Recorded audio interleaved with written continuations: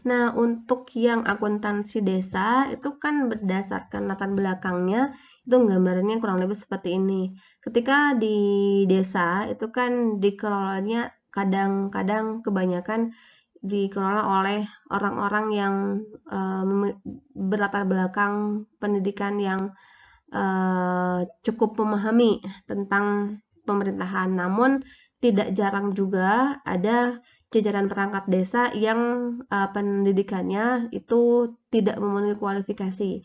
Sehingga ketika dihadapkan dengan perubahan-perubahan atau perkembangan yang terjadi di zaman ini, itu perangkat desa yang tidak bisa mengikuti otomatis akan mengelola desa tersebut dengan tidak maksimal. Maka tidak jarang dan sering terjadi juga banyak penyalahgunaan wewenang atas tugasnya di desa. Nah, desa ini itu kan memiliki bantuan yang cukup besar ya dari pemerintah, sehingga kalau jumlah dana yang diterima oleh desa itu tidak dikelola dengan baik, maka dana tersebut itu masuknya akan tidak merata kepada masyarakat. Maka dari itu tidak jarang juga banyak desa yang menerima bantuan dari pemerintah, cuman kesejahteraan masyarakatnya tidak merata, lalu perekonomian di masyarakatnya juga tidak terlalu meningkat, bahkan infrastruktur yang ada di desa tersebut pun tidak mengalami perbaikan, padahal jumlah dana yang diterima oleh desa itu tidak sedikit. Nah, dengan demikian dibutuhkanlah seorang atau suatu ilmu yang harus membahas tentang bagaimana sih cara mengelola keuangan yang diperoleh oleh desa. Karena kan yang mereka tahu itu desa menerima bantuan dan bantuan itu sifatnya boleh digunakan oleh desa, padahal selain mereka menerima bantuan, mereka pun harus melakukan pertanggungjawaban atas penggunaan dana desa yang diperoleh oleh mereka. Nah, bagaimana sih bentuk laporan atau bentuk pertanggungjawaban atas penggunaan dana desa tersebut? Itu kan tidak sembarangan ilmu yang bisa memahami tersebut. Maka dari itu ada bidang ilmu khusus akuntansi desa yang dimana di bidang tersebut itu membahas tentang bagaimana cara mengelola keuangan desa dari mulai pencatatannya bahkan sampai ke pembuatan laporan keuangannya yang bisa dipertanggungjawabkan dengan disertai bukti-bukti yang dapat yang relevan. Nah, cuman karena masalahnya ini si jajaran perangkat desa itu banyak yang tidak paham tentang akuntansi desa, maka sering terjadi juga yang tadi penyalahgunaan wewenang. Maka di sini diperlukan nih maka bagaimana caranya kita untuk mengantisipasi hal tersebut. Nah, di sini ada penata usahaan akuntansi desa.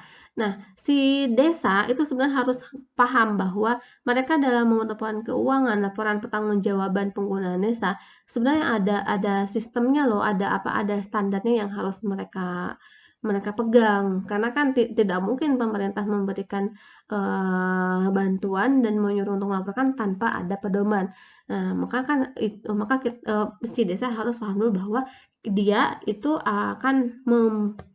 harus melihat dulu ke pedoman dan standar akuntansi dari standar pelaporan keuangan khusus desanya.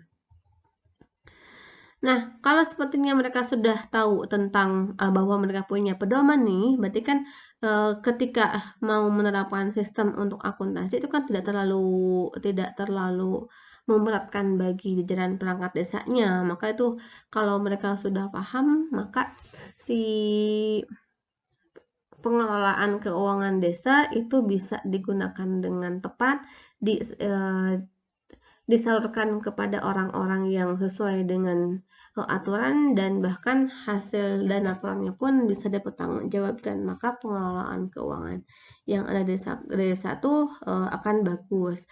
Sehingga kalau dilihat dari untuk akuntansi desa itu hampir sama dengan akuntansi secara umum ya, dari mulai bahwa di desa itu segala sesuatu harus dicatat, baik itu hal pengeluaran kecil ataupun pengeluaran besar. Setelah adanya ada pencatatan, kan tidak mungkin pencatatan tersebut tidak disertai dengan bukti, maka desa pun harus memiliki bukti yang lengkap terkait dengan transaksi-transaksi yang berlangsung di desa tersebut. Nah, setelah itu kan tetap ya, selain ada pencatatan, ada bukti, maka si desa pun harus membuat suatu laporan yang harus laporan yang sesuai dengan standar pemerintahan desa, yang sebenarnya desa bisa mengacu ke standar akuntansi pemerintahan karena kan desa merupakan bagian dari jajaran pemerintahan yang ada di Indonesia.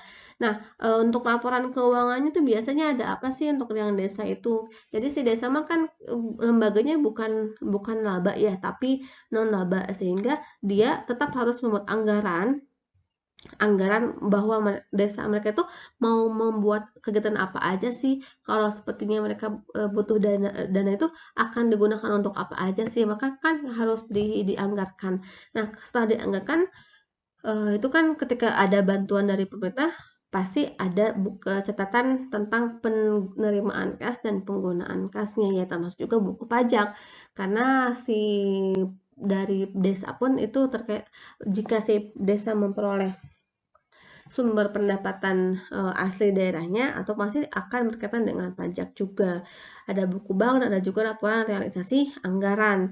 Nah, untuk yang laporan realisasi anggaran ini sebagai acuan bahwa apakah benarnya hal-hal yang dianggarkan oleh desa di awal periode itu sudah terrealisasi atau belum. Kalau sepertinya sudah terrealisasi kan itu bagus ya.